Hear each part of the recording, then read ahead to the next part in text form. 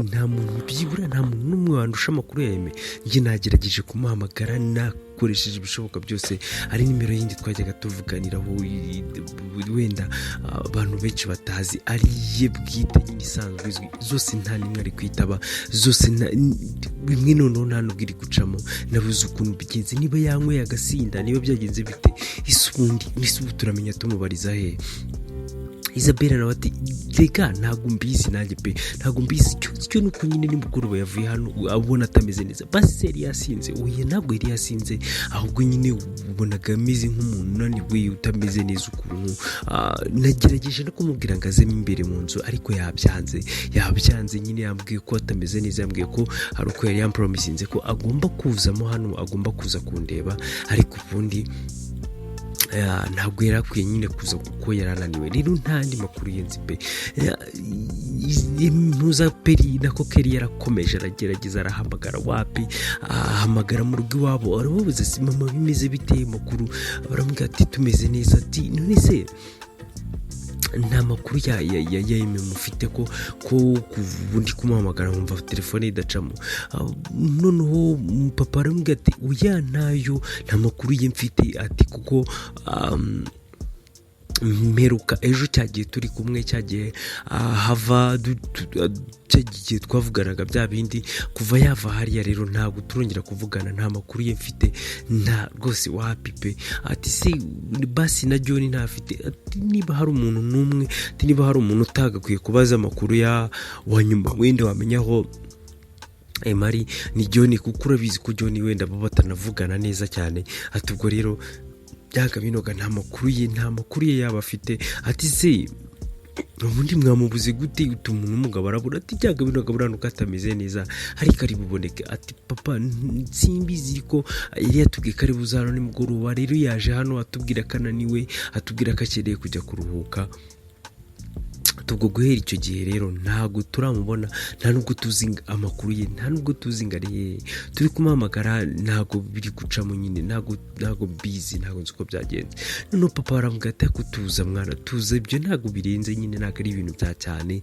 Niba wamuhamagaye kumva telefone idacamo, birashoboka ko nyine niba yakubwiye karushye, birashoboka ko yayikuyeho kugira ngo aruhuke. Kimwe nuko birashoboka ko wenda niba hari n'atari kugufata, birashoboka ko nyine akiri kuruhuka nyine ataramera neza. Ati ubwo rero ndumva waba wihanganye mwana, waba wihanganye ukaza gukomeza kugerageza. ntago ndikumva nta bintu nta byacitse aho ngaho yari.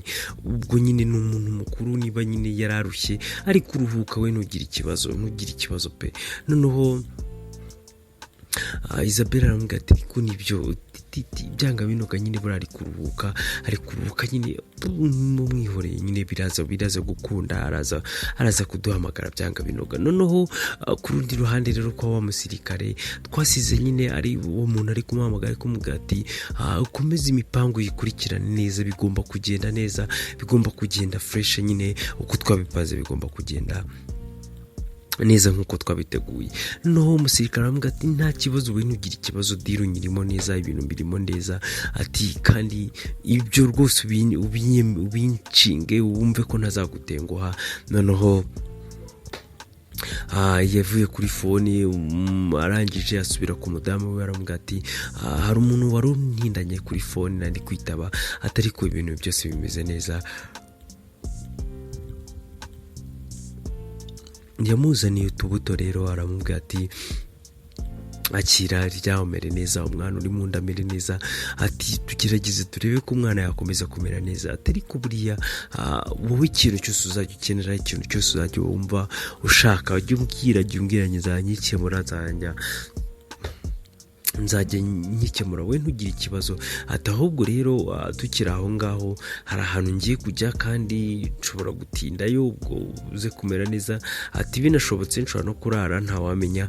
Ati wowe ukomeze wiyiteho, ukomeze wite ku mwana amere neza, ibindi byose nyine ubwo turajya tukomeza kugenda tuvugana. Noneho wa mudamu nyine yavuze ati nta kibazo we nugira ikibazo njye ndaza kwiyitaho, ndaza kumera neza.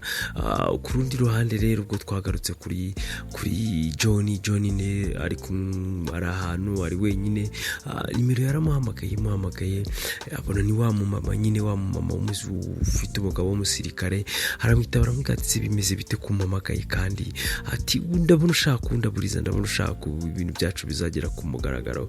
Umudamu aramubwira ati we nugira ikibazo, ati ndi kumva nyine niba nta kibazo twahura tukagira ibintu tuganira. John aramubwira ati ariko ubwo ni ngombwa kuduhura. None aramubwira ati umugabo wanjye yambwiye ko nawe uhari, yambwiye ko hari urugendo yagiyemo, ati ubwo rero nta kibazo kirimo kuba twahura. Noneho John aramubwira ati ariko ubwo ngubwo ko abantu b'abasirikare bazi kubuza imitwe yabo, wasanga ari agatega ari kudutega kugira ngo adufate, wasanga ari imikino ari kudukina kugira ngo nyine abe yadufata. Noneho umudamu aramubwira ati we nugira ikibazo, ndabizi uyu mugabo yaratuje, aka kanya nta kibazo afite, ameze neza. Rero ndi kumva nyine twahura tukabivugana tukaganira, riga turanakumbaranye, twahura rero nta kibazo. Ati kuko yambwiye ko nyine hari urugendo agiye kujyamo, kandi ashobora kuza atinze cyangwa se ashobora kuza nk'ejo. Ubwo rero ndi kumva nta kibazo twahura.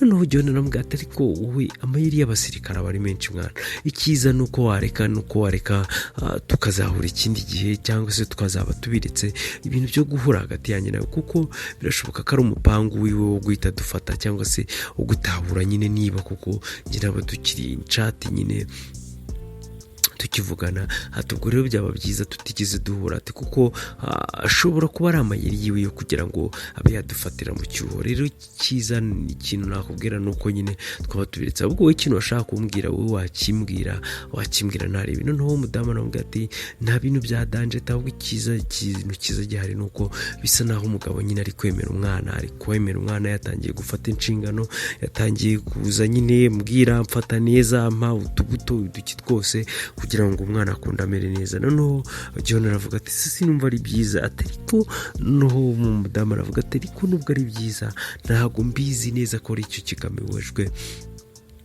ntabwo mbizi neza ko nyine atazahindura ibitekerezo, nta nubwo nzi ikintu ari kunkina. Ati rero ntabwo mbizi. Ku rundi ruhande rero twagarutse muri rwa rugo rwo kwa papa wa John ndetse na kwa Aime, bari aho ngaho nyine. Ntuza nyine wa mukobwa wabo Kelly yaje mu rugo, aravuga se bimeze bite, baravuga ati na n'ubu ngubu se ntago Aime mwari mwahuza, ntago mwari yari yabahamagara. Baravuga ati wapi, ntago twe twamuhamagara ngo bikunde, ntabwo twavugana. Ndetse yahise avuga ati noneho rero sasa niba nta makuru ye mufite, akaba natwe nayo dufite, ahubwo ikintu cyiza reka njye mu rugo iwe njye kureba uburyo byifashe, njye kureba niba ariyo cyangwa se atariyo.